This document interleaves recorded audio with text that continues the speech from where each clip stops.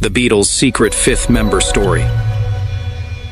Okay, so you know how everyone jokes about the fifth Beatle and there's like a million people who claim that title? Well, let me tell you about a guy you've probably never heard of who actually deserves it more than anyone, and the Beatles literally tried to hide him. His name was Stuart Sutcliffe, and here's the thing. He was genuinely terrible at bass. Like, really bad. But John Lennon absolutely loved him. They were best friends at art school in Liverpool, and when John needed a bass player for the band, he basically just guilt-tripped Stuart into buying a bass and joining them. The problem was Stuart had zero interest in being a musician.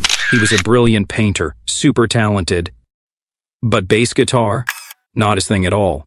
Paul McCartney, who actually knew how to play music, would get so frustrated watching Stuart fumble through songs. There are stories of Paul literally standing behind Stuart during gigs, showing him where to put his fingers on the frets. But here's what makes it interesting. Stuart looked absolutely perfect for a rock band. He had this James Dean thing going on, all moody and cool, wearing sunglasses on stage. Meanwhile, he's playing bass with his back to the audience half the time, partly because he thought it looked cool, but mostly because he was trying to hide the fact that he had no idea what he was doing. So the Beatles go to Hamburg in 1960, right? And they're playing these marathon sets, like 8 hours a night in these rough clubs. Stuart's still barely able to play, but nobody really cares because everyone's too drunk or too busy dancing. Then Stuart meets this German photographer named Astrid Kirchherr, and they fall madly in love. She's the one who actually gave the Beatles their iconic haircuts. The mop tops? That was all Astrid. She cut Stuart's hair first, and eventually the others followed.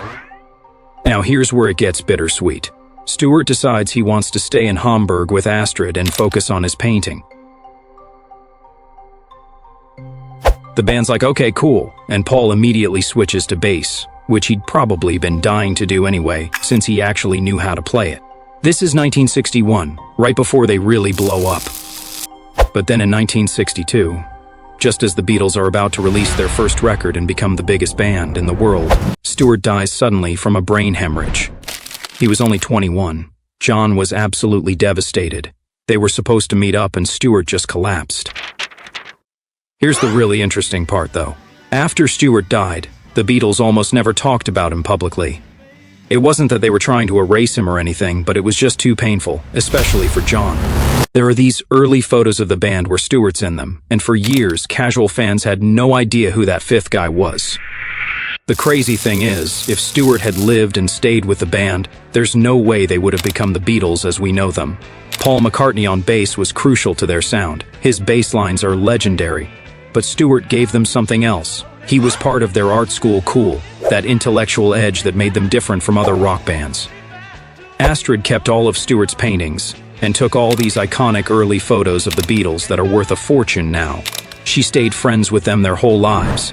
Paul actually named his daughter Stella, partly as a tribute to Stuart. Stella for Stuart. So yeah, the Beatles had a fifth member who couldn't play bass, looked cooler than all of them, gave them their haircuts through his girlfriend, and then died right before they became famous. It's like the most tragic rock and roll story that nobody knows about. And the wildest part? If you go back and listen to their very earliest recordings from Hamburg, you can actually hear how rough Stuart's bass playing was. But in a weird way, it kind of added to the raw energy of those early performances. Sometimes being technically perfect isn't the point, you know? So there you have it. The tragic, beautiful story of Stuart Sutcliffe. If you're into these lesser-known music stories, go ahead and smash that like button and subscribe to Groovy Tunes with Del. Trust me, I've got plenty more where this came from. Stay groovy, everyone!